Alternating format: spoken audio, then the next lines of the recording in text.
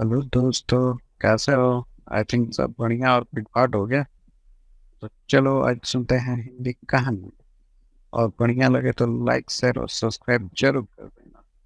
तो चलो आओ सुन दो कहानी। एक दिन दुर्योधन अपने दादा भीष्म के पास गया और बताया कि उन्होंने धनुर्विद्या सिखाने के तरीके में द्रोणाचार्य में अंतर देखा है। उनके अनुसार द्रोणाचार्य पांडवों को एक तरीके से सिखाते हैं और उन्हें दूसरे तरीके से सिखाते हैं। दुर्योधन ने भीष्म से कहा कि वह द्रोणाचार्य से इस बारे में बात करें।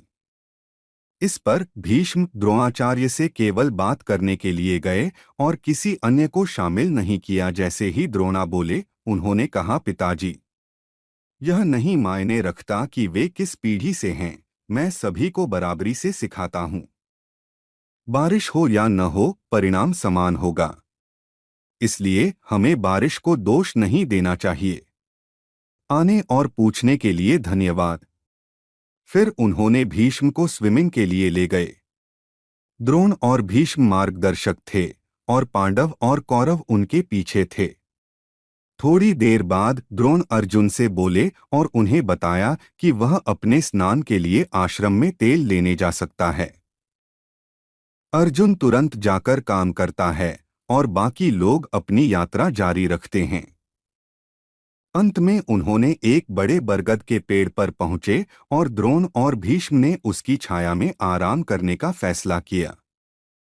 उन्होंने फर्श पर एक नया मंत्र लिखा और कहा कि अगर आप उस मंत्र का उच्चारण करते हुए एक पेड़ पर तीर चलाते हैं तो तीर सभी पत्तियों से गुजर जाएगा। उन्होंने दुर्योधन से इसे कोशिश करने को कहा और दुर्योधन ने सफलतापूर्वक यह काम किया। सभी हैरान रह गए और दुर्योधन गर्व महसूस कर रहा था।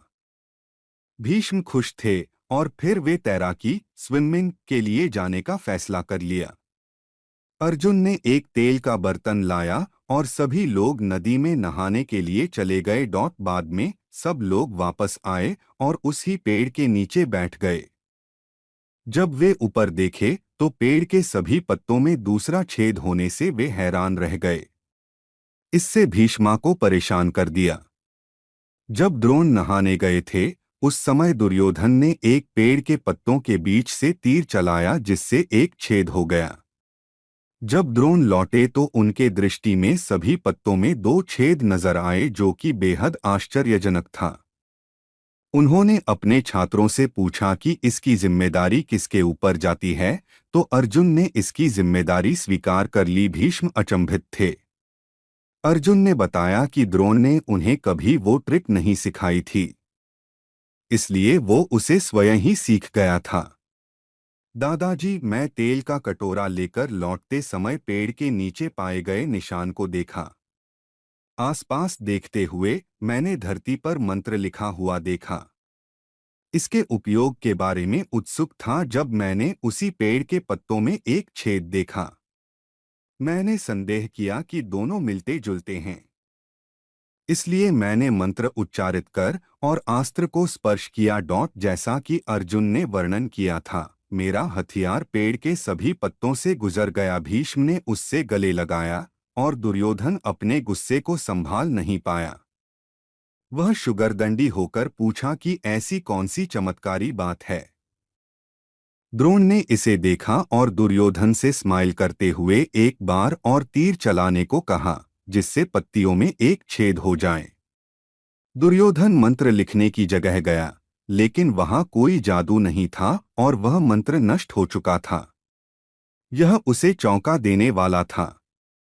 अर्जुन गंभीरतापूर्वक बोले कि उन्होंने मूल्यवान मंत्र को जमीन से मिटा दिया ताकि कोई उस पर कदम न रखे। दुर्योधन शर्मिंदा महसूस कर रहा था कि उन्हें मंत्र का विस्मरण करना पड़ रहा है। द्रोणा भीष्म से पूछा कि क्या उसे कोई दोष लगता है। फिर उन्होंने अपने छात्रों को फोकस में रहने की सलाह दी और उन्हें अपने मन को क्रोध या लापरवाही से कोई भी काम नहीं करना चाहिए, यह समझाया। उन्होंने उन्हें हर काम में सावधानी बरतने की सलाह दी, किसी भी विषय को बारीकी से देखना चाहिए। अवसरों का लाभ उठाएं। लोग कितने भी प्रतिभाशाली क्यों न हों, महल छोड़ने वाले चमक नहीं सकते। श्री कृष्ण हे प्रभु शरणम। आपको ये कहानी अच्छी लगी तो दिल से सब्सक्राइब कर ले। कृष्णा जी के परम भक्त है तो आप, वरना बस लाइक कर ले बस। एक गांव में मोहन नाम का एक आदमी था। वह अपने गांव में सबसे ज्यादा अमीर था। उसका एक ही बेटा था भानु। वह हमेशा बीमार ही रहता था क्योंकि उसके पेट में एक सांप ने अपना घर बना लिया था। वह हमेशा पेट की दर्द से परेशान रहता था। भानु के पिताजी ने बहुत डॉक्टर से इलाज करवाए लेकिन कोई उसके पेट दर्द का इलाज नहीं कर पाया। वह सांप की वजह से दिन पर दिन कमजोर होता जा रहा था। भानु एक दिन उदास होकर शहर चला गया। वहां उसने एक छोटा मोटा, उसी से वह अपना गुजारा करता और रात को एक मंदिर में सो जाता था। काम ढूंढा, उससे जो कुछ थोड़ा बहुत पैसा मिलता था उसी से वह अपना गुजारा करता और रात को एक मंदिर में सो जाता था। उसी शहर में एक बीरेंद्र नाम का अमीर आदमी अपने दो बेटियों के साथ रहता था। बड़ी बेटी का नाम सुशीला और छोटी का नाम ललिता था। उस शहर में उसके जैसा अमीर कोई नहीं था, इसलिए वहां बस बीरेंद्र का ही राज चलता था। वह बहुत ही अहंकारी आदमी था। बीरेंद्र की दोनों बेटी बहुत सुंदर और सुशील थी। वे दोनों रोज सुबह अपने पिता के पैर छू के आशीर्वाद लेती थी और अपने दिन की शुरुआत करती थी। सुशीला अपने पिता के प्रणाम करके कहती थी, पिताजी, मैं आपकी बहुत आभारी हूँ क्योंकि आप ही के कृपा से मुझे इस दुनिया के सभी सुख प्राप्त हुए हैं। बीरेंद्र जब इतना सुनता था तो बहुत खुश हो जाता था, लेकिन ललिता अपने पिता को प्रणाम करते समय चुप रहा करती थी। एक दिन बीरेंद्र ने ललिता से पूछा, बेटी, तू प्रणाम करते समय चुप क्यों रहती है? ललिता ने विनम्र भाव से कहा, पिताजी, मैं उस ईश्वर को मन ही मन में धन्यवाद देती हूँ जिसकी कृपा से आप मेरे पिताजी हैं और मैं आपकी बेटी। इतना सुनते ही बीरेंद्र गुस्सा हो गया और बोला, मैं कोई ईश्वर को नहीं मानता। ये सब ढोंग है। इतना सारा जो धन दौलत है वो ईश्वर की कृपा से नहीं, मैंने अपने मेहनत से बनाया है। ललिता ने कहा, पिताजी, ईश्वर की कृपा नहीं होती तो आज आप पूरी जिंदगी मेहनत करके जितना भी धन जमा किए हैं सब बेकार हो जाता। बीरेंद्र बोला, अच्छी बात है, जब तुमको अपने ईश्वर पर इतना भरोसा है तो आज देख ही लेते हैं कि तुम्हारा ईश्वर तुम्हारे लिए क्या कर सकता है। उसने अपने नौकरों से बोला, इस लड़की का विवाह किसी भिखमंगे से करवा दो ताकि इसकी औकात समझ में आ जाए। बीरेंद्र के नौकरों ने ललिता के लिए किसी भिखमंगे की खोज शुरू कर दी। एक दिन नौकरों ने भीखमंगे को खोजते खोजते एक जंगल में पहुंचे। वहां एक पेड़ के नीचे भानु भूखे प्यासे सोया हुआ था और एकदम भिखमंगे के जैसा दिख रहा था। बीरेंद्र के नौकरों ने उसको पकड़ लिया और उसके पास ले आए। बीरेंद्र ने अपने छोटी बेटी ललिता का विवाह उसी कर दिया। यह देखकर सुशीला ने उसका मजाक उड़ाते हुए बोली, व्यर्थ की बातें करके तुमने पिताजी को गुस्सा दिला दिया था। अब बहुत समय है, तू उनसे क्षमा मांग ले। क्या तुझे इतना भी पता नहीं कि किसी बड़े या अपने किसी गुरु सम्मान पिताजी की भावनाओं को चोट पहुंचाना सही नहीं? ललिता बोली, दुनिया में किसी से डरकर या अपने सुख के लालच में आकर जो व्यक्ति सत्य का साथ देना छोड़ देता है उनकी ईश्वर भी कोई मदद नहीं करता है और वो भी नाराज हो जाते हैं। और पिताजी के लिए मेरे मन में आदर का यह अर्थ नहीं है कि मैं उनके अहंकार में भी उनका साथ दूं। अगर मेरे भाग्य में भीख मांगना ही लिखा है तो उनको कौन रोक सकता है? बीरेंद्र ने ललिता और भानु को कुछ पैसे देकर अपने घर से निकल दिया और बोला, तुम अपना मुंह मुझे कभी मत दिखाना। ललिता ने खुशी खुशी अपने पति के साथ घर से निकल गई। जंगल की ओर चल पड़ी। चलते चलते थक गए और दोनों को प्यास भी लग गई थी।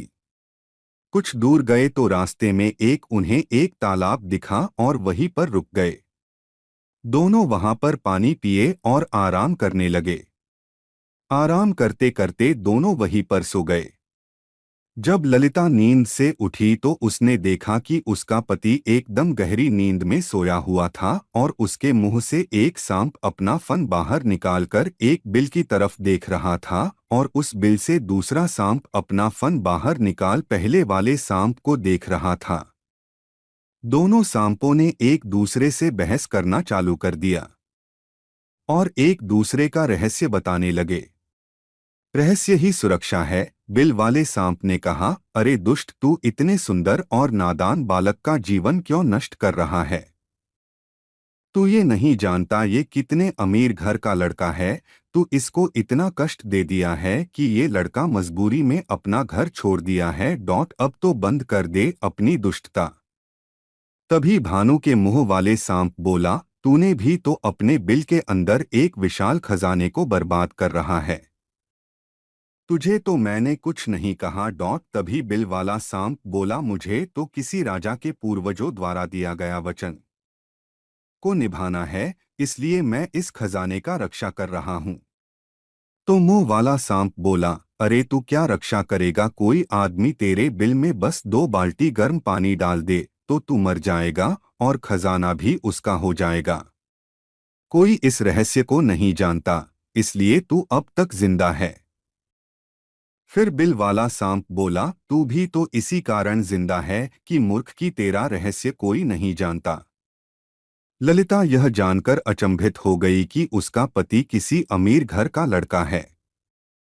उसने जल्दी से बगल के गांव में गई और गांव वालों से मदद मांगी।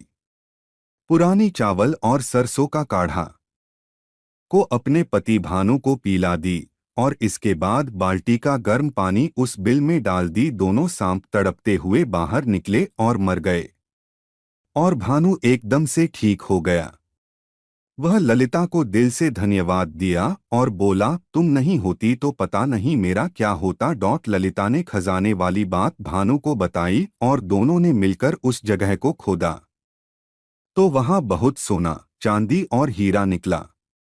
वे दोनों खुश हो गए और भानु ने वहां का पूरा खजाना और अपनी पत्नी ललिता को लेकर अपने गांव खुशी खुशी चला गया। सारांश इस रहस्य ही सुरक्षा है कि कहानी से हमें ये शिक्षा मिलती है कि हर इंसान को अपनी गुप्त बातें किसी को बतानी नहीं चाहिए। इसलिए कहा गया है कि रहस्य ही सुरक्षा है। आप लोगों को ये कहानी कैसी लगी हमें कमेंट करके ज़रूर बताएं और हमारे चैनल में नए हैं तो चैनल को सब्सक्राइब ज़रूर करिए। आपको आपके चाहने वालों का कसम अगर उनसे सच्चा प्यार करते हैं तो हमारी मदद ज़रूर से करें। देखिए दोस्तों, तो लाइक और शेयर और सब्सक्राइब कर दीजिए ना।